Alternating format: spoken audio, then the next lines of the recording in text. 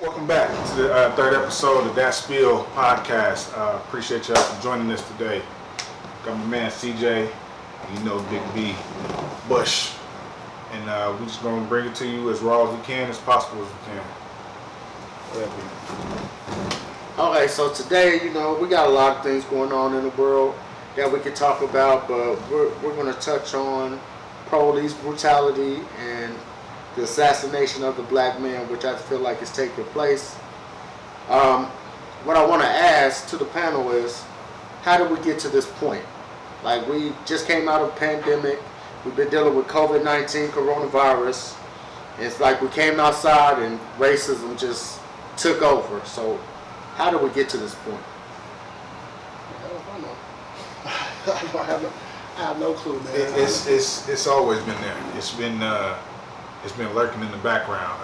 To me, I feel like the pandemic. It's not a hoax. It was a real deal illness, disease that's been going around. It's just it gave the media, social media, and media in general something else to talk about once there was another killing of a black man. You want to expound on it? We always criminals before we men. It's been going on for decades. I don't know. Me personally, whenever I get stopped, it's always double cops. It's always two cars. I never understood that until my uncle told me. They run your tags before they get to you. They know you tall, they know you big, they figure, oh, he's a threat already. So they always come 4 deep, always. Right. Always 4 deep. It's a habit. But I don't know how we got here though, honestly. It's a combination of slavery, Lincoln, a lot of other coons, Trump, all the other BS, I don't know, man. Other than that, besides that, that's all I can say. We always been here. It's just been sitting in the background, waiting for something else to happen. So you just feel like people woke up and it was cool for everybody to come outside. Let's just be racist. Let's just be on this type of time. Let's just harass. Like it's crazy to me that nowadays in the social media age, where we know that everybody's recording everything. Mm-hmm. You can lose your jobs, you could lose your livelihood over anything just by people recording this thing. And you mean to tell me that the first thoughts on your mind is to go out here and kill a man over a forged $20 bill? That he didn't have. Yeah, that he didn't have. And that was your motive. Like, I understand that they had prior history from working together and things like that. We are speaking on George Floyd, if you don't know. They had the prior history. They worked together. They said that they didn't really get along. So you hold that much of a vendetta against this man for whatever happened in y'all past, that you're willing to take his life and to jeopardize your own life for what? A lot of hate. And I feel that's what it is, a lot of hate. I feel like a lot of these guys are planted in these roles, cops, government officials, whatever, because they have that hate for black people. Like, kill him. And it's cool to kill him. And you're going to be all right. You probably won't even see jail time. You probably will get off. We're going to take care of him. That's what I feel like it is. I feel like it's systematically set up to assassinate. So the police, politicians, what have you, say white people in general are just conditioned to fear us, conditioned to hate us. So when they see us, it's automatically on sight. Let's not say, I'm not gonna say all white people, because I know some stand-up white people, and I'm pretty sure some stand-up people of all colors. I feel like hate, is amongst all different races, man. There's a lot of hate going on, but I feel like it's because they fear us because they know us. We don't know ourselves that well. You see what I'm saying? We don't know the power in us. they do know the power in us, so they try to instill that fear from keeping us to unlock that knowledge. What knowledge? I mean, what is it that we don't know? We don't know our worth. Well, we don't stick together. Yeah, we don't know our worth. But then We are powerful all around. We are powerful in unity. We're powerful with the black dollar. Like, we were kings, we were queens before all this oppression happened. How did we lose sight of that? It got taken away from us. I mean, it did, but how? They came in and took it away from us. I mean, they did do that, but there's also some of our people played a role into that as well. Of course, you always gonna have. So, It's easy if you say I'm gonna give you $5 if you go in and destroy this program, or I'm gonna put you in jail for life if you don't go in and destroy this program. and see, that goes back to what I said. So you don't believe, like people say, I'm a conspiracy theorist because I believe certain things. You don't think that some of these cops are getting paid handsomely to do some of these underlying things, or their families will get taken care of? You go and be more excessive than the book tells you to be. You go kill, you go harass, you go do whatever to these black people. You don't think I don't think. I'm not gonna say it's not possible. I just feel like they just do it just because they know they're gonna get away with it, or it's just psychologically we don't mean anything to them. So when they kill us and they take one of us out, it's just another day on the job. I mean, how's a cop and a corporation go to jail for scheming, but not for murder? How's that happen? They go to jail for Enron, they all went to prison. Corporation, right? but you kill a black guy, and many of them, Mike Brown's murder, Trayvon's, he wasn't even a cop, he was a security guard, and they all get away with it. And Then the cop disappeared. The Ferguson cop, I don't know where he is. I ain't seen him since. You never see none of them. They never put that light on them. Like if it was a black cop, he'd be totally disgraced. You would see him in handcuffs, see him coming out of his home, just totally humiliated. You never see none of this with white cops. Nope.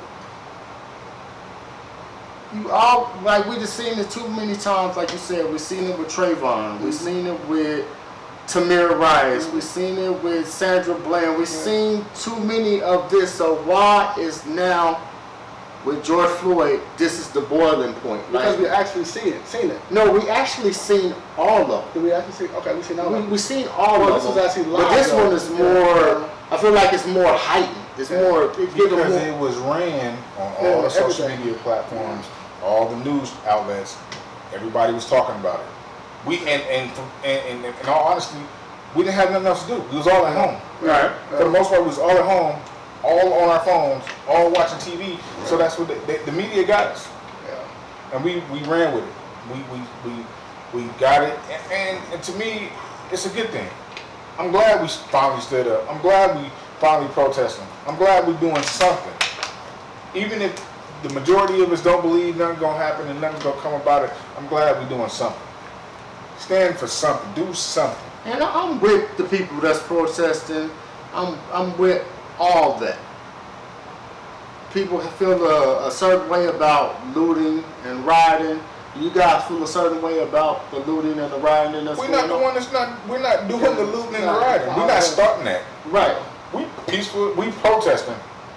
It's other people, and I believe it's agents, agitators, or whatever you want to call them, that's planning at these protests, that's starting these riots, that's starting the looting and burning and destroying buildings. And that's what I'm saying. Like, I believe there's a greater scheme at hand. I feel like the media plays a part in it, the government plays a part in it, and powers that be that we don't see that plays a part in a lot of these things. I feel like the world is trying to create all this civil unrest. So you got black and white. You have our Mexican brothers saying, well, why didn't I get the light shined on us when the ICE were coming in, taking us out? And then you have like gays and transgenders saying, what about us? Like you got everybody, you got women saying, what about, you have Breonna Taylor who died, what about this? So it's creating a whole lot of chaos amongst us to keep us all separated. Why? What is their goal? Because I feel like if we're not united, it's easier to pick us apart. It's easier to pull you in a room and tell you all the bad shit that CJ doing or that I'm doing. Right. Because we separated, and you, yeah, that sound right. That sound like something they would do. And then when we call you and say, hey, B, we need you to come ride with us. We're going to do X, Y, and Z. You're like, no, I'm not fucking with y'all. Y'all doing something else. I'm not with that. If we separate and we're not unified, it's easier to keep us that way. Why do you think back in the days, they pulled out the black man from the house and gave mothers Section 8 and gave them all this government assistance? Why do you think they did that? It was all strategic. It's all called social engineering. It was done to see what happens. Ghettos, hoods, projects, all that shit was designed to see it as a social experiment to see what happens. Let's pull these men out of these houses. Let's lock them up. Let's do X, Y, and Z to them and see what happens. How will the mothers fare? How will the kids fare? You see what the product of that is. Most of them locked up. Most of them dead. Most of them messed up in the head, don't know what to do. Mothers, children included. Right. It's all social engineering. It's all a social experiment. This whole COVID thing is a social experiment. This Black Lives Matter movement is a social experiment. Yeah. Because the people who made Black Lives Matter are not even black. Yeah. So, yeah, and that's what I'm saying. Like, I feel like it's a whole agenda set in play. And we all keep on following hook, line, and sinker for it because we are not strategic. We're not strategizing and saying, hey, what's the plan? What's the end game? Because, like, that's my whole point. So what happened if these 4 cops in the George Floyd case go to jail, or any of these cases, Breonna Taylor, in her case, what if these cops go to jail? Is that the hooray that we get? No, we keep going. Yeah, because You can't stop. You can't stop. It's can't be the only thing you do. And then That's just once they go to jail, yeah, that's it. That's a small part. Yeah. Once we get that justice, all right, now we keep moving on. Now we need reform. Now we need prison reform. Now we need reparations in a sense. Now we need to come back and fix our own community. Now we need to repair ourselves. We messed up. We fucked up in the head. Yeah. Right. We gotta keep going. We can't just get this small victory. Yeah, and then that's it. All right, we can go home. We can go barbecue or something. Nah, keep going. There's no, the fight never ends. No. And that's what people need to realize, that this is an ongoing fight. And it's going to always be an ongoing fight. Mm-hmm. And to me, I feel like things is not going to change on that level until we start looking at the facts. You cannot put a cop from Smithville, Kansas in Wyandotte County. He knows nothing about that county. Mm-hmm. So he's going to react a certain way that's not, cool to the county. We got to put police in our counties and our cities that are from our cities and our counties. That only makes sense. Like, you can't have this racist cop from Boonfield, nowhere, come to a predominantly black community. How you think he's going to look at it? He's going to look at it like, I'm going to do what I did down there, and ain't nobody going to stop me because I have the privilege to do whatever I want to do. But the other piece of that is, in other countries, police are trained 10 times longer than here in America. Right. Here in America it's like 21 weeks. Right. That's not enough time to train somebody, and you give them a gun, you give them a badge, and you send them on their way. You don't know what kind of trauma this person went through. Exactly. You don't know what kind of just psychological messed up shit they got going on in their head. Then you send them out to this neighborhood they've never been in. Yeah. Even if they've been in, they still feel a certain way about the people that live there. So like you saying, you can't have a dude from Smithville be a cop in Wyandotte County. Don't make sense. You got to police our own neighborhoods. But as much as George Floyd's death impacted us, what got me the most is people sitting there watching and filming and recording. That was the mind-boggling part. This guy had his hand in his pocket. Us man's that basically smirking at him, Right. and just sitting there, and they just all filming it. Now, I don't know, me personally, I mean, either way it goes, if you would have tried to go that route, you probably would have been tased or shot or whatever, but I don't see how we, I don't see how they complacent. We're sitting there watching the film, and everybody had cameras out watching. Right. Everybody did. And that's part of the problem. Like this social media age, we have to record things instead of fight for what we believe in. Like I was telling people to take this into consideration. George Floyd, he's a grown man. All right, let's move him out of the scenario. Put a 15-year-old kid there. What would you have did in that moment when you see a grown cop with his knee on a 15-year-old kid's neck? You're gonna still just sit there? I keep on saying to everybody, if it's 10 of us there and there's one cop beating the hell out of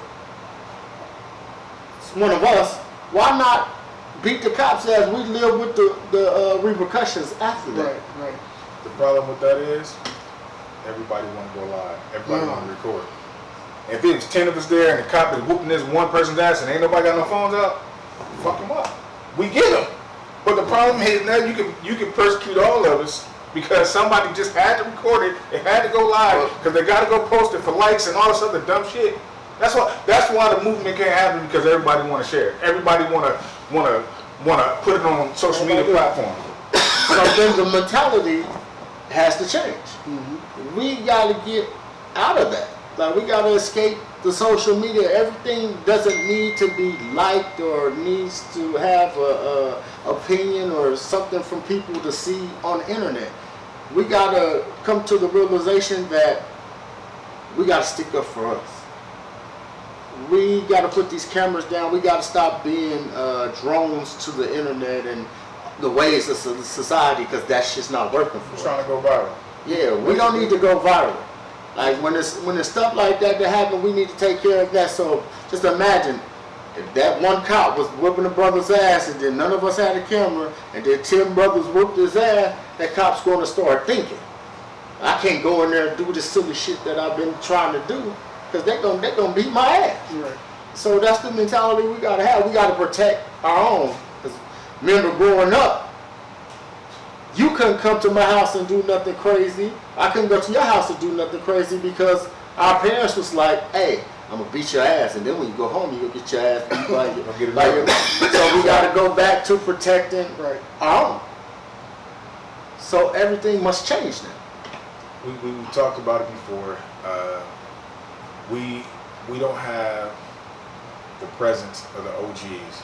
We don't have the presence of the men like ourselves in the neighborhood. You know, we don't have that presence. Everybody wants to be a leader. There's 3 leaders sitting right here, but we all can't lead at the same time in the same, you know what I'm saying? We all can't stand up and say, well, this is my plan, this is my idea, and then C, they say, no, this is my plan, this is my idea, and then B, you got your plan, your idea. No, we got to come together and say, this is the collective plan. Right. This is what we're going to focus on today. For this moment, this is what we're going to focus on. I heard you and what you said and what you want to do. I heard you and what you said and what you want to do. But today, let's focus on this, and that's it. So you run the show however you want to run it, and then we can come back and address the rest of them later. But the problem is, everybody wants to be the front runner. Everybody wants to be the front man and the look at me, I'm running this. Nah, man. Learn how to pull back sometimes and just let it's a collective. It's a unified effort. It's not a one person show. And too many of us want to be the person. They want to be the man. God, fall back and just let it happen together. And we can't do that. Especially with social media, we can't do that.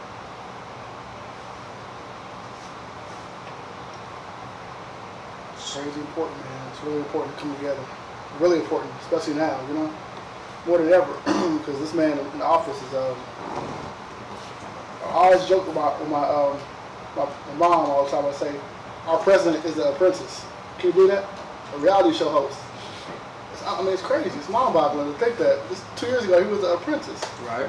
But the thing is about that is, off subject, sorry, is that I listened to a couple of Jay-Z songs, and every song he had was, I'm in Trump Towers. You know, listen to 50 Cent, I'm in Trump Towers. You know what I'm saying? Listen to this guy, I'm in Trump Towers. It's always, it's always in the song. So the same guys that now don't like him were all standing, giving him money in the process. It all ties together with this George Floyd thing, you know what I'm saying? The same chick that was with the, who actually recorded it, came back the next day and said, I was the one that recorded it and I was the one that filmed it. That's what I'm saying about social media. I was the one that did this, I was the one that did that. You know what I'm saying? Like I said, coming together is important. Somebody should have got out that, pushed that cop over, knocked the Asian cop out, and just figured it out. I don't care who recording what. This guy laid there with his hands in his pocket for 8 minutes and 46 seconds while this dude called for his dead mama. Mama dead. Called for his mama. Nothing she could do. Nobody thought to push him off, kick him, spit on him, something, throw a rock or something. And that's my whole point. Like Cliff said, we're too in love with going viral. Like, that's the thing. Oh, I did it. That people want the kudos for that. They want to be able to get in, log in, and say, "Oh, I got 500 likes for doing this." That does nothing for you. When do your morals kick in and just say, "I see this. This is wrong. Let me do something about this." Like, something in your fucking head should just tell you this. But we're so dumbed down. Like I always say, we're so dumbed down now because of technology and all these things that they put in front of us that we can't comprehend those things. We would rather just be like, whatever, we got it on camera, we're going to let the justice system handle it. And they've been doing a wonderful job of handling things. But part of that is it's the bystander effect of just standing and watching and, you know, watching something happen. Even if you're not recording, you're just watching it happen. It's the bystander effect. Somebody else is going to do something. You see somebody drowning, and it's not in you to jump in there and save them, and there's 10 people standing there, in your mind you're thinking somebody else is going to jump in there and save them. Then the other piece of that is you see a cop beating somebody, and there's 10 of us standing there again. You're thinking, if I jump in, they're going to kill me. If I jump in, then I'm going to go to jail. I'm going to get beat. Who's going to save me? So no, I'm going to just stand here and watch and say, man, this is fucked up. This is cold. Stop choking him. Stop beating him. So even with that logic, it's like we're prone to live in fear. We've been conditioned to live in fear. We've been conditioned to live in fear. When a police officer gets behind you, you get nervous. Oh yeah. When them lights come on, you go, oh shit. You start tightening up like you got 10 keys in the trunk and a body, and you got nothing. Nothing. But the lights just, they turn on and it's automatic because we've been ingrained to fear them when we see them. And I tell black people this all the time. I'll be like, y'all fear the white man. And they say, no, we don't. The white man do this, I'm going to do this. No, you don't, man. Because, like you just said, look what happens when the cops get behind you. You probably ain't got nothing going on. You a regular law-abiding citizen. I got to tighten up 10 to 2. Let me do. You nervous automatically. Automatically. Why? Because you fear them. We've been conditioned to fear them. It's modern day slavery. We've been programmed to fear them. The police were brought about because of slavery. Yeah, it's modern day slavery. That was their purpose back in the day. Police, they wasn't policing the streets. They was policing slaves. Going to catch runaway slaves and bringing them back to plantation. And then they just evolved into what they are today. Still slave catchers. In their mind, fear and fear don't mix. You know, they fear us, and we fear them. Basically, they stop us. They fearful. They stop us. But they have a different type of fear than we have for them. Their fear is that one day they gonna realize the power in them, and it's over for us. That's their fear.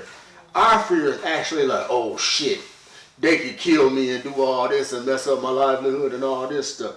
It's a different type of fear. They see a 13-year-old boy. He could be 13. 5'6", 150 pounds soaking wet. In their mind, he 6'4", 240. Yeah. Looking like The Rock. And he's a threat. He's a threat. Yeah. Automatic threat. They are conditioned just like we are conditioned. And it's a messed up system. It's a messed up cycle that we keep repeating year after year that we just can't shake. And we think it stops. Last night in Atlanta happened again. Right. Due to Wendy's. Yeah. And which is crazy because I seen that today. It's insane. You know. It's crazy. Instead of not being lazy and running after the dude, forget it. It's gonna take him out. And that's the crazy thing. We see cops subdue white kids or men with automatic weapons. What's my man's? What's my man? It was years ago in South Carolina. Dylan Roof.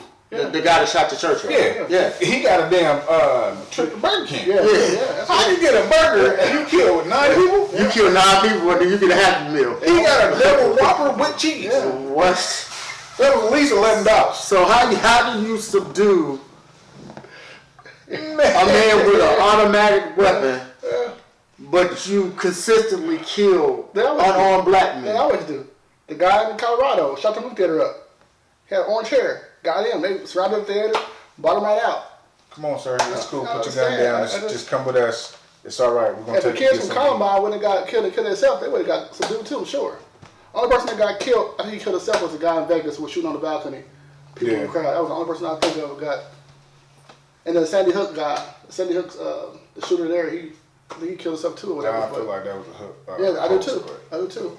But we get killed just because of our presence. That's it. We don't have to. Our skin tone is a weapon.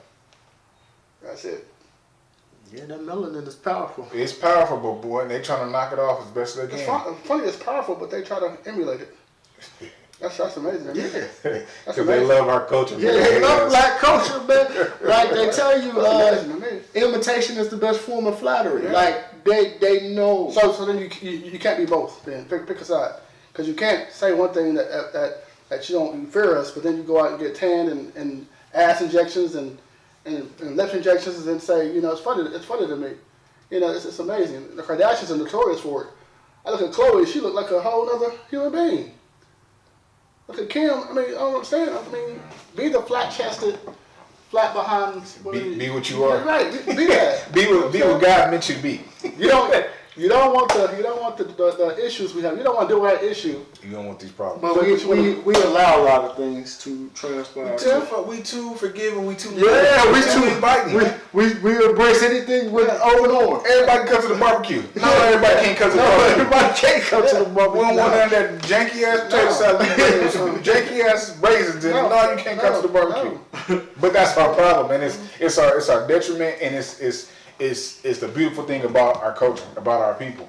We're so inviting, we're so loving, but at the same time, we got our arms open and we're like, yeah, come on and kick it with us. And they come with a knife behind their back to stab us up. Time. But at that same token, we have our arms open to everybody else except ourselves. Right, that's true too. Why?